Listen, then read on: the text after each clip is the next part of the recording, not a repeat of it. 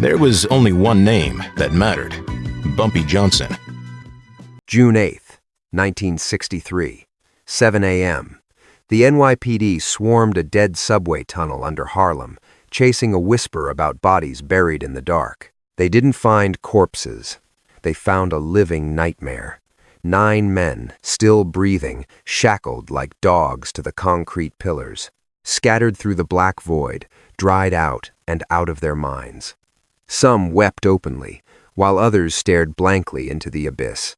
7 days in absolute shadow. Detective Marcus Chen later confirmed they were chained just out of reach. Isolated together, they could hear their brothers but offer no aid. The water jugs were bone dry, the food non-existent. A whole week in the hole, the longest 100 hours of their existence. The badges identified them fast, heavy hitters from the Colombo crime family, the very same crew that had strolled into Bumpy Johnson's joints a week prior, demanding an $80,000 monthly tax. When Joseph Colombo sent those soldiers, he missed the point. He wasn't just asking for cash, he was declaring open war on Harlem's throne, and Bumpy Johnson was ready to school him on the rules of engagement. June 1st, 1963, 9:47 at night. Vincent Marchese led 8 Colombo triggers on a raid, hit the 5 clubs, drop the ultimatum, and break some furniture, smash the glass, rattle the help, spook the patrons. A demonstration of the price for refusing the Colombo seal of protection. Vincent walked tall, a veteran backed by the commission. What could a local Harlem boss possibly do to him? He stepped into the first lounge. The jazz was hot, the floor packed. He cornered the man in charge. "We are here to collect."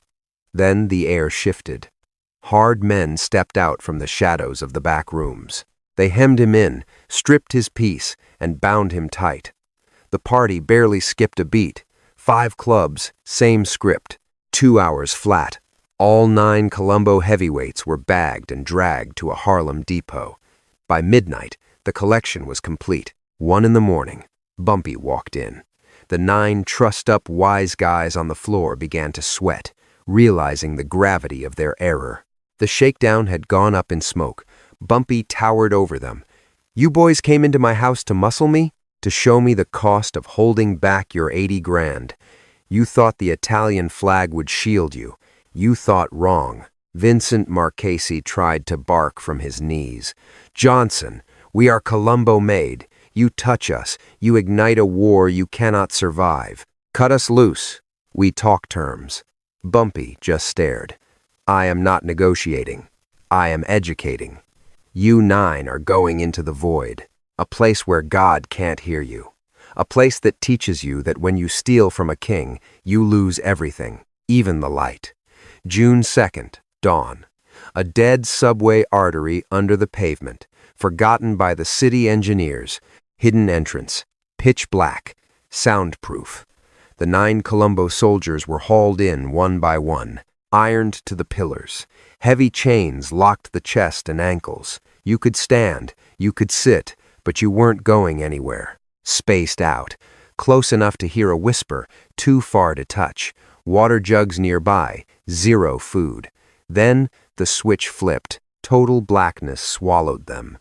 Vincent Marchese shouted into the void, "Hey, anybody out there?" His voice bounced off the walls. A shakier voice answered back, "I am here. I can't see a damn thing. Where the hell are we?" More voices joined the chorus.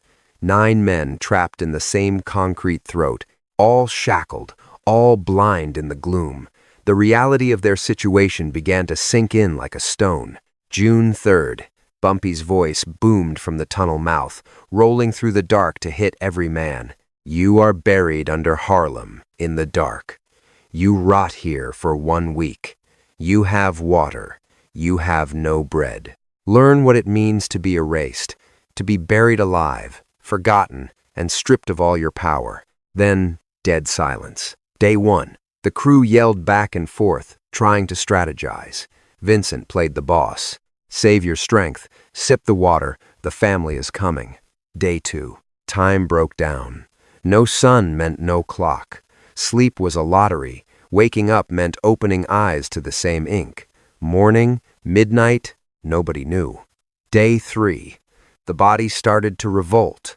The iron bit into the skin, preventing any real rest. Muscles locked up, thirst burned, and the hunger clawed at their guts. One soldier, Anthony Colombo, he broke down, sobbing, a continuous wail.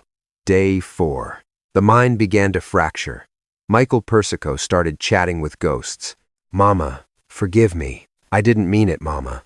Vincent tried to bark orders, but his voice cracked like dry wood. Day 5. The madness took hold. Frank Franzese screamed until his throat bled. "Open the door. Please, we beg you. Open the door." Then weeping, then nothing. Day 6. The shouting died out, energy spent, or hope lost. The blackness was heavy, absolute. Isolation crushed them. Some drifted in and out. Others hallucinated demons, unable to tell the dark from the dream. Day 7. June 8th, morning. The sound of boots, voices, and beams of light slicing through the tomb. A whisper on the wire led the law right to him. Colombo's 9 soldiers were fading fast, bone-dry and wasted. Minds completely scrambled, spirits crushed. Some didn't even know their own names. The rest just spilled gibberish. All of them damaged goods. Joseph Colombo got the call that his 9 hitters were found shackled in a tunnel, bedridden from thirst and deep mental scars, frail from the pitch black. He also got himself a message.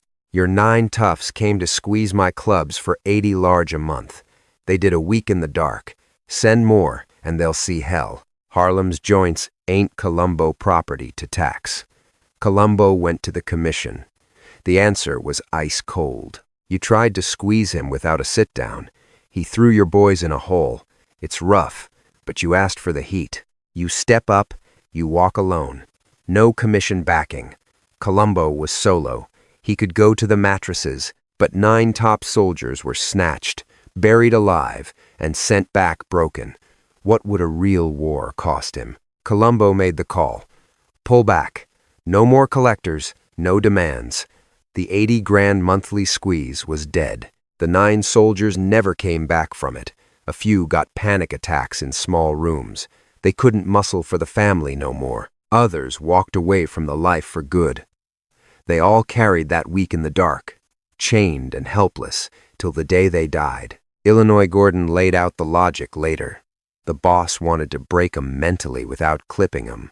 A week underground in total blackness. That changes a man for good. They came to steal the shine from Harlem's clubs. Boss put 'em in the dirt, in the dark. When they came up for air, they were changed men. That mental break was the warning. The message was crystal clear. The toughs tried to bring darkness to Harlem's nightlife. They tasted real darkness as the price. They tried to bury Harlem's freedom. Instead, they were buried beneath Harlem.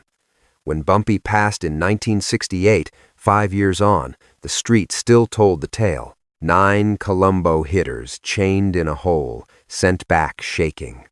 The squeeze was off. The Colombo family never stepped up again. If you stuck around till the bitter end, smash that like button. Drop a word downstairs. Was a week in the hole fair play for an $80,000 monthly shakedown? Subscribe, 'cause these stories show how Harlem held its ground. Don't ever forget those 8 days. May 12th, Colombo asked for 80 grand a month. Bumpy said no deal. June 1st, 9:47 p.m., 9 hitters struck 5 clubs. All 9 were bagged in set traps. June 2nd, 1 a.m., Bumpy laid out the consequences.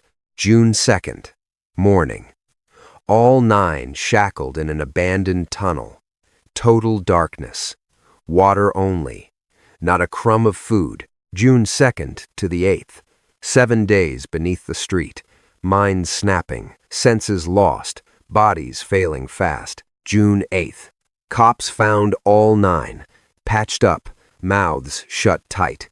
The message hit Colombo. The commission turned their backs. The squeeze was dead. 9 soldiers permanently ruined.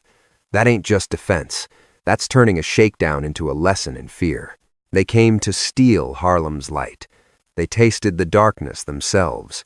They came back different, and Colombo never tried it again.